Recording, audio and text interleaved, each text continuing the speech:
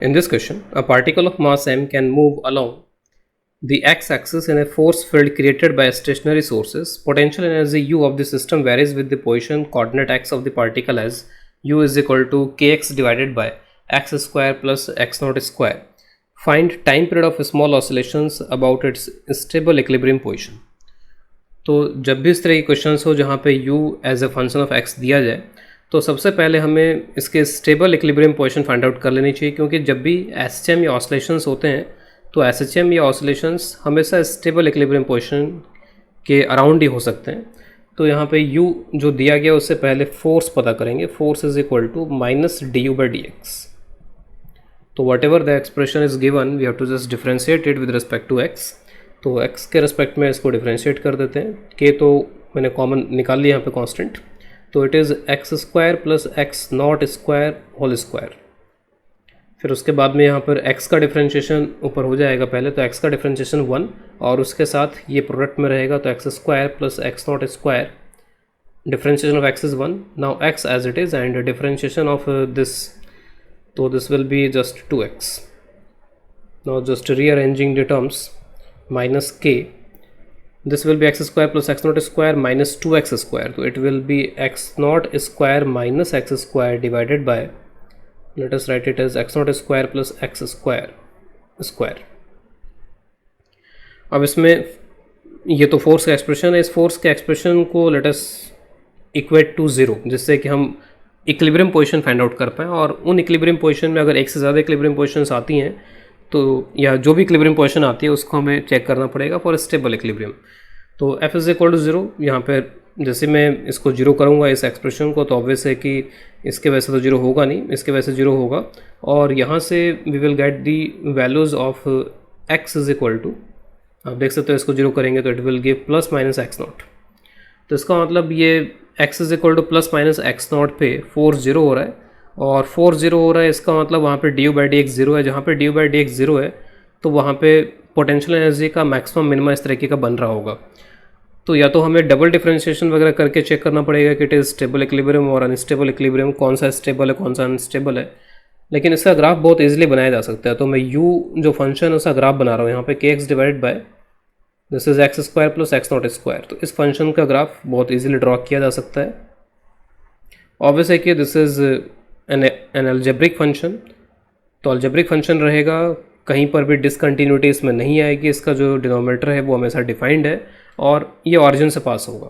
और ये दिख रहा है कि x पॉजिटिव के लिए u पॉजिटिव होगा, x नेगेटिव के लिए u नेगेटिव होगा यहाँ पर। और जैसे जैसे आप x को बढ़ाते चले जाओगे यहाँ पे, तो अब अगर आप x को इनफाइनाइट कर दो तो नीचे ज़्यादा पावर है तो अल्टीमेटली 0 हो जाएगा। तो x 0 पे u 0 हो रहा है, x इन्फिनिटी पे भी u 0 हो रहा है। इसका मतलब ये है कि पहले it should increase and then decrease, कुछ इस तरीके का। और ये एक तरीके से ऑड फंक्शन है, तो जैसा फर्स्ट क्वाड्रेंट बनेगा वैसे ही ये थर्ड क्वाड्रेंट में भी उसी तरीके का बन जाएगा। तो सिमेट्रिक होगा फर्स्ट एंड थर्ड क्वाड्रेंट में यहाँ पर ये। तो let us draw this graph. तो इधर के साइड में ऐसा बन गया, इधर फिर कुछ ऐसा बनेगा, नेगेटिव बनना था इसको इधर की तरफ। तो स्टार्टिंग में 0 और एंड पे भी 0 को अप्रोच करेगा यहाँ पर। ये कहीं ना कहीं ये मैक्सिमम मिनिमम आ रहे हैं, तो हमने निकाल लिए कहाँ पे आ रहे हैं। This is x is equal to plus x naught, this is x is equal to minus x naught. तो जहाँ पे u का मिनिमा आता है वहाँ पे स्टेबल इक्विलिब्रियम होता है। तो this is the position of stable equilibrium and this is the position of unstable equilibrium. तो ऑब्वियस है कि जो भी एसएचएम या ऑसिलेशन होगा वो इसी लोकेशन के अबाउट हो सकता है यहाँ पे। तो अब अगला रूल यहाँ पर यह है कि हमें जो स्टेबल इक्विलिब्रियम पोजीशन है उससे हल्का सा इसे शिफ्ट कराना है, और शिफ्ट करा करके फिर इस पर देखना है कि जो फोर्सेज हैं क्या वो फोर्सेज डिस्प्लेसमेंट के डायरेक्टली प्रोपोर्शनल है कि नहीं। तो मैं इसको पॉजिटिव डायरेक्शन में डिस्प्लेस करा देता हूँ, और ज़्यादा मैं सिंबल से बचने के लिए मैं इसको मान लेता हूँ कि ये जेड है। जेड से हमें जेड कोऑर्डिनेट की फील नहीं आनी चाहिए, कंफ्यूज नहीं होना चाहिए जेड कोऑर्डिनेट से या जेड एक्सिस से, क्योंकि एक्स वगैरह यहाँ पे ऑलरेडी इसमें ये टर्म इस तरीके के आ रहे हैं। तो मैं इस डिस्प्लेसमेंट को x नहीं बोल रहा हूँ। अगर ये 0 से होता तब मैं उसको x बोल देता, क्योंकि उस केस में अगर ये 0 मेन पोजीशन होती है, स्टेबल इक्विलिब्रियम होता है अगर ये, तो जो x डिस्प्लेसमेंट है वही x कोऑर्डिनेट भी हो जाता। लेकिन यहाँ से x बोलना सही नहीं लगता मुझे, तो मैंने इसको z लिख दिया कि z is the displacement from this equilibrium position. और अगर यहाँ पे जो फोर्स है वो z के डायरेक्टली प्रोपोर्शनल आ गया, और ऑब्वियस है कि वो आएगा तो इधर ही, क्योंकि हमेशा आप ये चीज़ ध्यान में रखो कि जब भी किसी पार्टिकल को उसके इक्विलिब्रियम से शिफ्ट किया जाता है, या फिर हमेशा ये चीज़ आप ये इस तरह से भी याद रख सकते हो कि जो भी कंजर्वेटिव फोर्सेस होते हैं वो कंजर्वेटिव फोर्स किसी भी लोकेशन पे उधर की तरफ लगते हैं जिधर चलने से पोटेंशियल एनर्जी रिड्यूस होती हो। जैसे मान लीजिए आपने इसको शिफ्ट करके यहाँ ले आए, तो यहाँ ले आए तो पोटेंशियल एनर्जी बढ़ गई पहले से, और पोटेंशियल एनर्जी बढ़ गई तो वो कुछ ऐसे डायरेक्शन फोर्स लगाएगा जिधर जाने से कम होती हो, तो वो इधर की तरफ यहाँ पे फोर्स लगाएगा। अगर आप इसको यहाँ ले आते तो फिर इधर की तरफ फोर्स लगाता, वो ऐसे डायरेक्शन में लेकर के जाता जिधर पोटेंशियल एनर्जी रिड्यूस होती हो। तो फोर्स के डायरेक्शन के बारे में तो कोई यहाँ पर हमें किसी तरह की डाउट नहीं होना चाहिए, या फिर हम स्लोप वगैरह से देख सकते हैं कि यहाँ पे स्लोप पॉजिटिव है, स्लोप पॉजिटिव है तो फोर्स नेगेटिव, यानी कि फोर्स का नेगेटिव डायरेक्शन होगा यहाँ पर इसमें।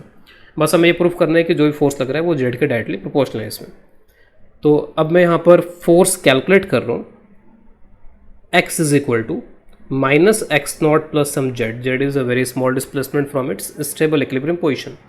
और अगर यहाँ पर ये डायरेक्टली प्रोपोर्शनल टू जेड अगर आ जाता है then we are done with the we are done, हमें एस एम का पता चल जाएगा।